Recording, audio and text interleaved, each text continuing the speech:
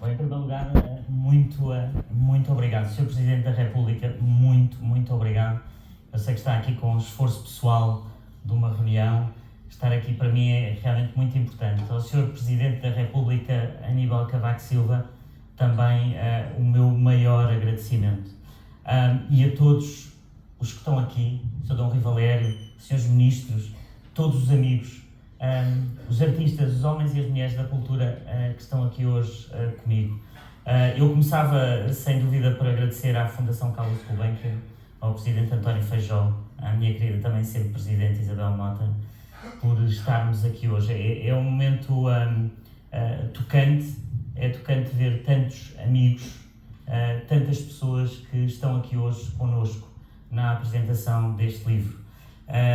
E o meu maior agradecimento é para aqueles que são os meus vereadores, os trabalhadores e as trabalhadoras da Câmara Municipal de Lisboa, porque sem eles este livro, pelo menos a grande parte deste livro, não seria possível. Seria possível a minha história pessoal, seria possível a minha ideia sobre a política, mas sem eles este livro não era possível. E a pergunta do Sebastião é porquê? Porquê hoje? Porquê agora? Porque eu venho de uma tradição, de certa forma, humana e política, de prestar contas. Sempre que tive uma função, prestei contas. E essas contas não são prestadas apenas no fim da função, são prestadas durante a função. E esse prestar contas é, no fundo, por um lado, dizer quem sou, que é essa primeira parte do livro que o Sebastião se refere, mas é depois dizer o que é que fizemos.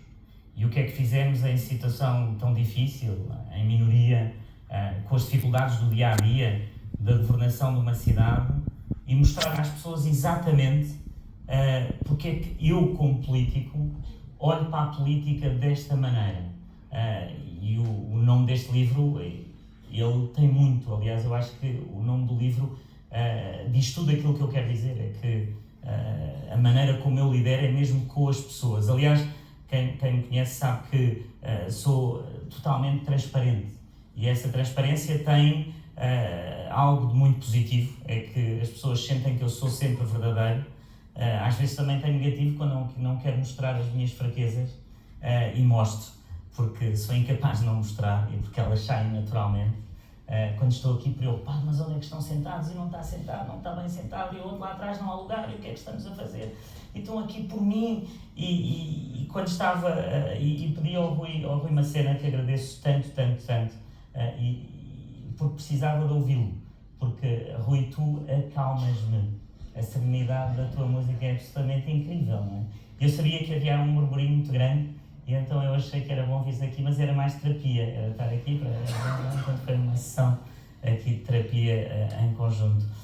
Mas é um livro de vida também, e eu penso que aqueles que já o leram, os outros poderão ler, conta muitas histórias da minha vida, e eu pensei que era um momento, não é um momento especial. Eu sei que muitas vezes na política os políticos pensam sempre nos momentos em que vão fazer para pensar para o futuro. Eu nunca penso no futuro, penso no momento. Apetecia-me escrever este livro, apetecia-me dizer aos lisboetas o que conseguimos fazer em conjunto e como é que fizemos, e por isso fiz o livro, escrevi o livro, e o livro, se repararem, os agradecimentos são imensos.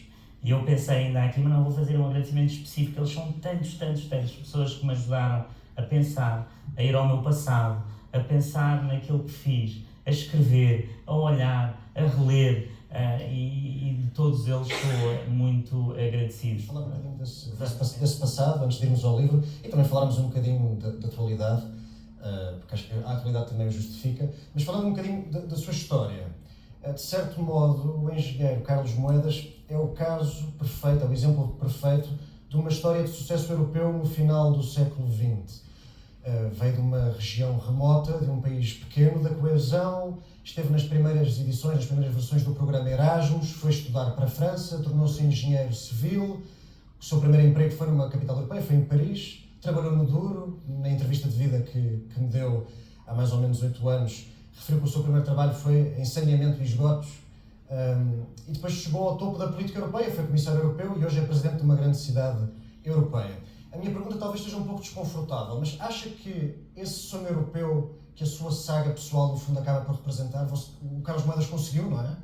Acha que isso é possível hoje? Ou seja, acha que as gerações dos seus filhos vão poder conseguir concretizar esse sonho europeu também, na Europa e em Portugal? É para isso que eu luto todos os dias e quando penso nesse sonho e na dificuldade desse sonho, não é? A dificuldade desse sonho e a dificuldade de provar sempre que era possível, quando falo com jovens, transmito-lhes sempre esse sonho europeu. E esse sonho europeu existe. Ele existe e nós muitas vezes não sabemos. Sabemos quando vamos para fora da Europa. O sonho europeu é muitas vezes visto fora da Europa de uma maneira que não é visto na Europa. E esse sonho europeu, que é, no fundo, o sonho da audácia de fazer mais e de arriscar. E eu falo muito no livro porque quem me conhece normalmente pensa que eu sou uma pessoa que não arrisco.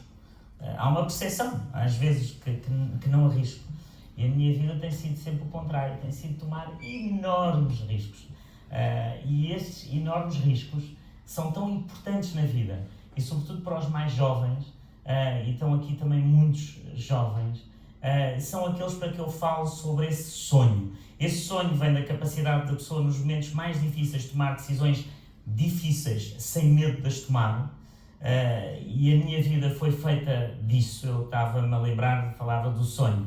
Eu lembro-me e conto essa história no livro, quando a Judite Sousa vai a Paris fazer uma entrevista a imigrantes, e me faz uma primeira entrevista, não me conhecia de lado nenhum, e faz uma entrevista do Carlos, o imigrante, não é? E eu sempre tive um respeito enorme por isso, que é as pessoas que lutam para conseguir todos os dias mudar a sua vida, e para isso foram tomando riscos. Temos ali o Tony Carreira, que eu gosto tanto, que é a história realmente dessa capacidade. E o sonho europeu é a capacidade de ter essa audácia de tomar os riscos sem medo. O problema é que a Europa nos foi retirando isso. E quando digo a Europa, digo os governos europeus, digo os Estados, digo quando num país em que há 14 anos quase não crescemos, a nossa carga fiscal disparou a 32% desde 2010, nós estamos a atar o sonho, estamos a não deixar que as pessoas sonhem. E por isso a minha função na cidade, e por isso trouxe estas ideias dos unicórnios, elas eram provocadoras exatamente por isso, porque eu queria mostrar às pessoas que não tenham medo de sonhar, porque eu não tive medo de sonhar. O Shimon Peres é que dizia, só me arrependo dos meus sonhos não serem maiores. Ele dizia muito isto em relação à paz e como é que construímos a paz no Médio Oriente. Fala-nos um pouco então, neste momento, falou dos riscos que correu, fala dessa necessidade de manter o sonho, já não é exatamente, com todo o respeito, um jovem na política, não é? Mas deixa-me perguntar, qual é que é o sonho agora?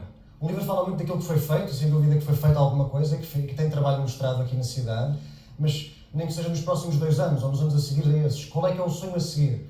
Dito de outro modo, qual é que é o próximo livro? Não, este é o livro. E este é o livro que ele fala que os sonhos só se constroem passo a passo. O sonho não é feito da pessoa imaginar para onde é que quer ir, ver essa imagem e pensar que vai lá chegar. O sonho é o dia a dia. O sonho é levantar-se de manhã e ver que o Sr. Presidente da República tem um buraco à porta de casa e tapar o buraco. Faz parte do sonho, por exemplo. Temos que fazer as coisas. Eu acho que se perdeu muito na política essa atitude de fazer, de concretizar, de estar com as pessoas.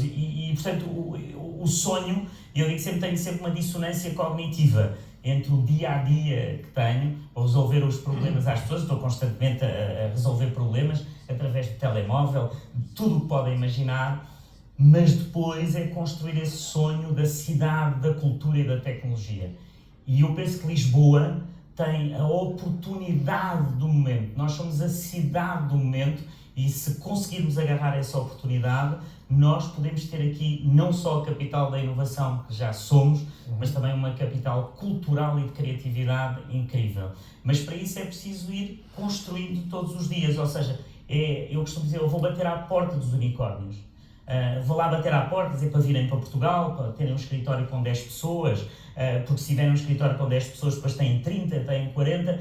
No outro dia, com uma empresa chamada Pleo, que é uma empresa que vale mais de 2 bilhões de euros e que está em Portugal, o fundador nasceu na Índia, a mulher é alemã, vivem em Lisboa, e ele dizia, isto é incrível, porque muitos portugueses foram para Copenhaga, porque eu aí criei a empresa, e agora estão e dizem, então agora o presidente da empresa vai para Lisboa, nós também queremos. Eles querem voltar. E querem voltar. E esse querer voltar e criar essas oportunidades para que esta juventude possa viver e estar em Lisboa, para mim é aquilo que me move todos os dias. É realmente criar a oportunidade específica, não é apenas falar do sonho, porque eu acho que só falar do sonho só nos leva à frustração, é como é que nós vamos caminhando dia a dia. Falou da necessidade na política e na vida manter a disponibilidade para o risco. Eu sei que isto não é uma entrevista na televisão, mas tenho que lhe perguntar, está disponível para o risco de ser recandidato em 2025? Isso é uma pergunta completamente fora de contexto. Até porque essa pergunta, Sebastião Ganho, é o contrário deste livro. Porque se este livro fosse feito por alguém que não estava a viver o momento, não teria sido hoje. Muito bem. Teria sido noutra altura. Mas é muito importante que há muitas pessoas que me perguntam, na vida, eu nunca fui aquilo que pensei que seria. Queria servir as pessoas, e ao momento da altura, eu conto isso no livro, eu trabalhava no privado e não me sentia feliz. E queria algo que me fizesse sentir feliz. E quando saí da Gulbenkian, e posso dizer que até pago esse preço de ser feliz, não é? De não estar no privado, estar no serviço público com muito gosto e muito, muito, muito orgulho. Mas faço sempre no presente. E é muito difícil para mim quando me perguntam, mas está a fazer isto? Então, e depois? Depois eu nunca sei, porque eu fui comissário, eu nunca imaginei ser comissário europeu. Adorei ser comissário europeu. Venho-me aqui com a Leonor e com a Isabel, as conversas e com cientistas que estão aqui, aquilo que nós fizemos, adorei. E nunca imaginei o que é que era a seguir. E também se me perguntarem, mas imaginou um dia, quando era miúdo, se era presidente da Câmara e se ia gostar de presidente da Câmara. Eu lembro de ter conversas aqui com os meus amigos presidentes da Câmara, e estão aqui muitos que eu estou ali a ver, o Helder Isaltino, e estão aqui mais o António Carmona Rodrigues e tantos outros. E eu dizer-lhes, eu quando comecei, eu não sabia se ia gostar. O que era isto de ser presidente da Câmara? Este livro mostra que está a gostar, não é? Este livro mostra que estou mesmo a gostar muito, porque não conseguia escrevê-lo. Acho que então acaba por responder à tua pergunta. Aliás, eu às vezes tenho conversa, ser presidente da Câmara para mim é como se toda a minha vida, de certa forma, tudo o que eu fiz, de repente fizesse sentido. Quando andei com as botas no saneamento dentro da água das estações de tratamento de água em França, à noite, na estação de Orly, onde vinha toda a água suja do aeroporto, e um dia às 2 da manhã era um bip que tocava, é que ele começa a tocar, havia uma inundação na estação de Orly, eu fui para lá, não percebia nada daquilo, era um jovem que estava perdido, a ajuda aí, o respeito à ajuda daqueles que trabalham, estou já molhado até aqui. E hoje, quando estou no grande túnel que estamos a fazer de drenagem, onde já estive ali com o António Carmona Rodrigues, que é o pai daquela ideia, de repente estou a viver a hidráulica que eu vivi com as botas até cá acima. Quando estou a falar de urbanismo, ali com a Joana Almeida, que estamos a ver, estou a ver aquilo que eu aprendi como engenheiro. E, portanto, o ser presidente da Câmara é tão diverso e é tão pluridisciplinar e ao mesmo tempo é tão concreto, que é um bocadinho o que o livro conta. Eu estou falando um bocadinho do passado, que às vezes pode ser mais confortável do que falar do futuro. Na entrevista de vida que me concedeu também há cerca de 8 anos, revelou que se pudesse voltar atrás no tempo, o Carlos Moedas, se pudesse voltar atrás no tempo, voltaria a fazer tropa e a cumprir o serviço militar obrigatório. Recentemente, 2 chefes militares dos ramos das Forças Armadas Portuguesas defenderam a possibilidade do regresso desse modelo, mas com algumas alterações. O que é que pensa Carlos Moedas sobre isso? Bom, eu quando escrevi isto não tinha nada a ver depois com o que aconteceu e com aquilo que se falou agora há pouco tempo nas notícias. Ponto 1. O meu respeito pela autoridade, pelas forças policiais, pelas forças armadas, é algo muito profundo porque sou um institucionalista. E, portanto, ao ter vivido o serviço militar, em Tancos, também, com as botas até aqui, molhado, num fim de semana de campo, a conhecer o país, tirei daí grandes ensinamentos e penso que hoje, infelizmente, isso já não existe. Que era o serviço militar, que hoje poderia ser feito de outra forma. Não estou aqui, não sou eu que posso definir. Aqui o Sr. Ministro da Defesa, portanto, eu não quero aqui arranjar problemas nem mediáticos, mas tudo aquilo que se vivia num serviço militar era um ensinamento para a vida. Era conhecer pessoas de norte a sul. Eu era, na altura, estava em Paris, era imigrante, venho para fazer o serviço militar e conheci o país como nunca o tinha conhecido. Um pelotão é feito de altos, de baixos, de ricos, de pobres, de gente de todo o mundo que vem de todos os cantos do nosso país. E portanto eu fiquei sempre com o serviço militar, que me custou imenso, porque eu tive que vir de França, estava a ganhar, estava numa empresa a trabalhar, tive que vir para Portugal. Fiquei sempre com o sabor que hoje esta juventude, ou uma parte desta juventude, merecia ter uma experiência cívica que no fundo seria, de certa forma, como aquela que eu tive no serviço militar. E, portanto, no livro digo, se eu tivesse sido alguém que estivesse na altura na política, eu teria tido muitas dúvidas em acabar com o serviço militar obrigatório. E isso digo muito antes da discussão que está a ser agora tida, mas, como digo, é apenas uma opinião pessoal de um presidente da Câmara de Beja que foi para Tancos e depois de Tancos vim para a Pontinha. O Sr. Ministro da Defesa está a sorrir. Está a sorrir. Mas de qualquer modo, voltando a um passado, mas este passado mais recente, daqui a 2 semanas fará 10 anos que o governo de que o Sr. Engenheiro fez parte anunciou a saída limpa do programa de resgate financeiro que Portugal foi alvo. Portanto, a saída limpa faz 10 anos daqui a mais ou menos 2 semanas.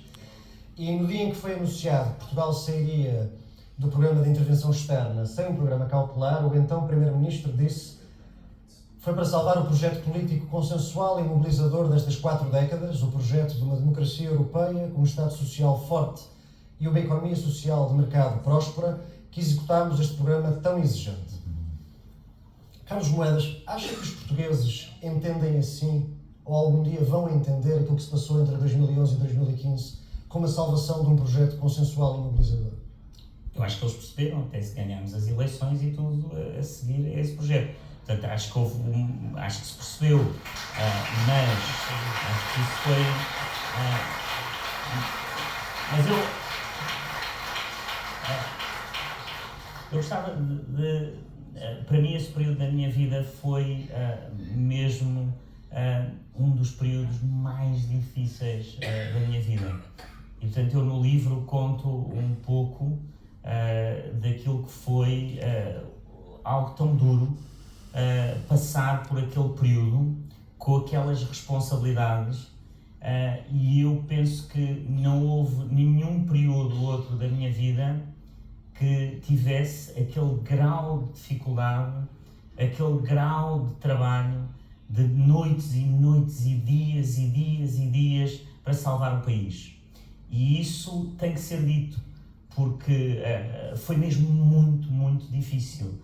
Foi muito difícil para quem o viveu, para a população, e foi muito difícil ver para quem estava do outro lado, sabendo que não havia escolha que se tinha que fazer. Qual é que foi o momento mais difícil? Houve tantos momentos mesmo muito, muito difíceis. Para mim, houve momentos... Para mim, os momentos mais difíceis era quando eu sentia que as pessoas teriam dúvidas ou poderiam pensar que aquilo que nós estávamos a fazer era algo que muitas vezes as pessoas diziam, mas são eles que querem fazer isto. Não, nós não queríamos. Nós queríamos salvar o país, e para salvar o país era preciso aquelas medidas muito duras, mas muitas delas, umas sim, e com muito gosto, sobretudo na área da economia que fizemos, mas há muitas que não há nenhum político que queira cortar salários. Se o faz ou se o tem que fazer, é porque se viu obrigado para salvar o país. E, portanto, esse salvar o país e conseguir transmitir às pessoas foi realmente muito duro, foi um momento muito duro, e ao mesmo tempo um momento que eu tenho um orgulho enorme, porque eu penso que não poderia ter havido outro governo que tivesse sido capaz de fazer o que se fez naquela altura. E a capacidade que o Primeiro-Ministro Passos Coelho teve. Isso eu penso que não podia haver. Realmente foi um momento muito único.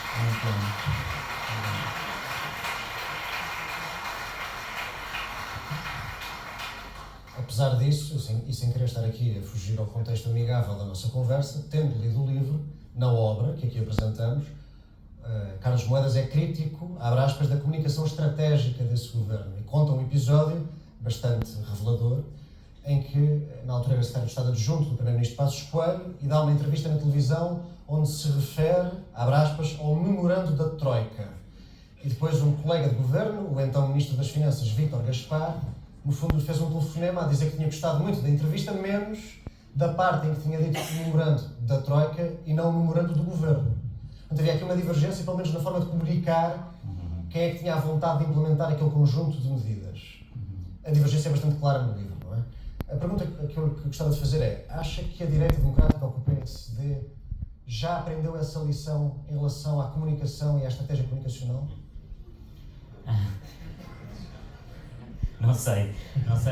Não sei no bom sentido da palavra. Eu penso que o ponto que eu faço no livro vai muito mais para além de tudo aquilo que estamos a ver. É que a política mudou totalmente e os políticos não perceberam essa mudança.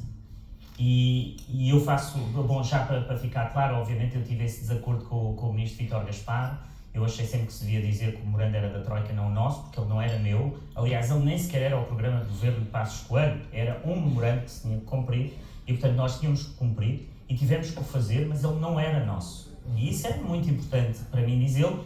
Havia um desacordo e é assim a vida, mas acho que houve aí um erro de comunicação, mas com todo o respeito, porque só quem sabe é quem lá está. E portanto tenho maior respeito pelas decisões que foram tomadas.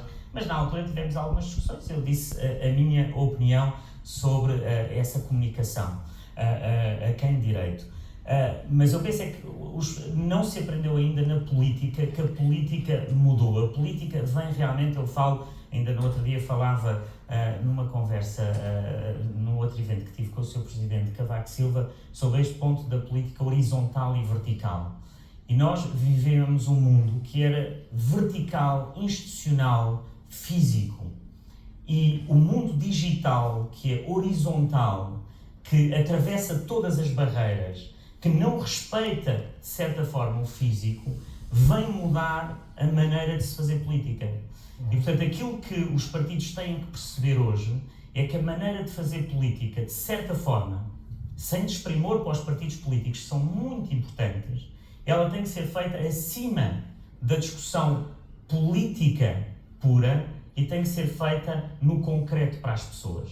E, portanto, se eu diria qual é a lição que eu retirei desses anos, a lição que eu retiro deste mundo físico e deste mundo digital que se atravessa no mundo físico, é que hoje nós temos que falar por cima dos mídias com as pessoas. Temos que ir para além das bolhas em que vivemos e falar com as pessoas e ouvi-las verdadeiramente. Às vezes dizem na rua, e eu tenho tido realmente as melhores experiências com as pessoas, mas há pessoas que vêm ter comigo zangadas e a minha equipa estranha sempre que eu vou ter com os zangados. Passo mais tempo com os zangados e vou perceber o que é que estão zangados e o que é que aconteceu, o que é que eu tenho que mudar naquele momento para que e tentar perceber e tentar ouvir. E eu penso que esse ouvir verdadeiramente e depois com esse ouvir mudar o concreto da vida das pessoas, que as pessoas não estão, a maior parte das pessoas, a maior parte não, todos nós, as pessoas não querem saber a ideologia. Eu penso que era o Presidente Cavaco, a ideologia quando esbarra com a realidade é terrível, porque a realidade é sempre mais forte, não é? E essa realidade é essa realidade que nós temos que ir dia a dia e resolvendo. Depois, quando nós resolvemos os problemas das pessoas, podemos entrar no sonho das pessoas, onde é que vamos todos juntos. Mas sem resolver os problemas não conseguimos. E, portanto, é isso que eu penso que a política mudou, que os partidos ainda se estão a adaptar porque eram estruturas físicas muito claras, com as distritais, as federações, fosse nos PS, PSD e outros partidos que estão aqui, Iniciativa Liberal também está ali atrás, todos, e portanto tudo isso mudou. E a política não se apercebeu. Eu acho que os políticos, em geral, não se aperceberam, mas muitos aperceberam-se e também muitas vezes não conseguem mudar a maneira de o fazer. E, portanto, aquilo que eu tento mostrar no livro é que neste novo paradigma nós temos de estar na interseção entre o físico e o digital. E essa interseção é um ponto muito difícil às vezes de encontrar, porque eu lembro de ter reuniões na Câmara em que reunia ali com o meu vice-presidente, chamávamos uma série de diretores municipais e depois eu dizia o que é que... deixava-os falar. E eles achavam, ao princípio, diziam, mas o Presidente da Câmara não sabe para onde é que vai. E era muito interessante, porque eu queria co-desenhar com eles o futuro, mas não havia do outro lado, havia no fundo do outro lado uma maneira antiga de fazer política em que o Presidente da Câmara chegava ali e mandava em tudo. Dizia, é para ir para aqui. Mas eu não quero dizer às pessoas para ir, eu quero que as pessoas se convençam elas próprias e que venham comigo e que eu próprio, e todos os que trabalham comigo sabem disso, que muitas vezes eu próprio mudo a meio do caminho porque vejo que aquele caminho não é o melhor e vamos para outro e vamos melhor, mas vamos juntos. E a experiência melhor que tenho tido na Câmara tem sido a Assembleia de Cidadãos, que não passa nas notícias, não é mediática, mas são 50 pessoas que vêm à Câmara, muitas delas nunca tiveram em política e vêm construir ideias para a cidade e depois ficam na Câmara a trabalhar essas ideias. Na última que fizemos foi no último sábado, ou no sábado passado, já não me lembro, são tantas coisas, em que no fim muitos diziam nós queríamos ter uma todas as semanas, queríamos ter uma Assembleia de Cidadãos todas as semanas para fazermos mais coisas para a cidade. Quando a extrema-esquerda me dizia que era preciso fechar a Avenida da Liberdade, agora vamos fechar a Avenida da Liberdade. Eu fiz um conselho de cidadãos e as pessoas disseram não, nós não queremos isso, nós não queremos fechar a Avenida da Liberdade, nós queremos de vez em quando aos fins de semana ter um quarteirão em que esse quarteirão está fechado para nós passearmos com os nossos filhos, mas não temos nenhum interesse numa avenida daquela largura fechar a Avenida da Liberdade, isso não faz sentido nenhum. Portanto, a sabedoria das pessoas é tão maior do que a sabedoria muitas vezes daqueles que pensam que a têm. Deixa-me fazer uma pergunta sobre essa sua...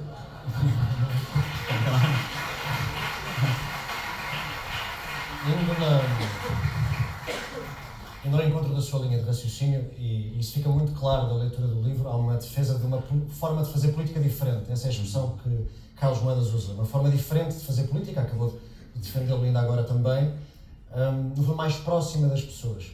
Deixa-me fazer uma pergunta, e sem querer complicar-lhe a vida em excesso. Como é que se concilia essa política de proximidade? Ainda agora, por exemplo, defendeu o estabelecimento de um elo de ligação direta entre o eleitor e o eleito, portanto, privando ou abdicando dos corpos mediadores. Falou da comunicação social, mas há outros.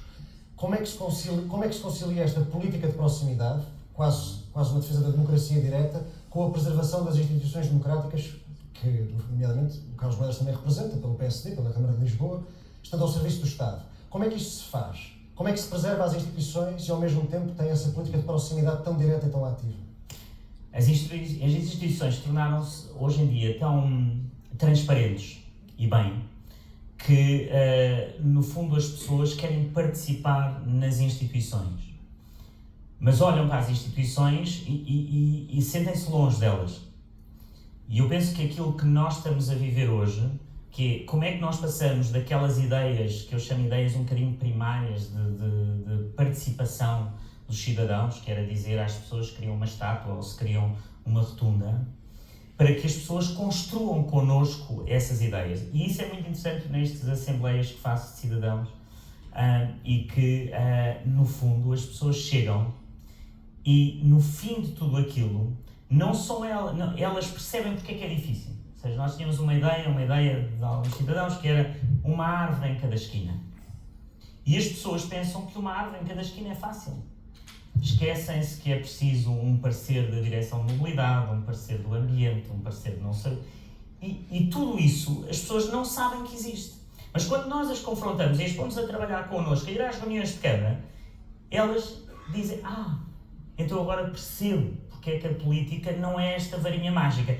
E o digital vai-nos trazer esta ideia que a política é mágica, que a pessoa chega, está ali, aqui estão tantos ministros, está ali o ministro A, B, C, chega lá e muda tudo no próprio dia. Não muda tudo no próprio dia, mas temos que explicar às pessoas porque é que não muda tudo no próprio dia e porque é que elas têm que participar connosco nessa mudança.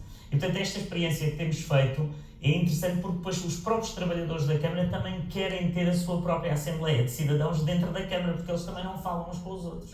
E, portanto, é muito interessante e eu penso que é um caminho que ainda se está a explorar. Eu exploro este aqui, o caminho que aprendi que na altura, que o Presidente Macron fez em França, que muitas pessoas na Irlanda, como a Catherine Day, que é uma amiga que fez na Irlanda, e como é que nós vamos construindo este caminho. Porque senão, o que acontece é que as pessoas já não acreditam.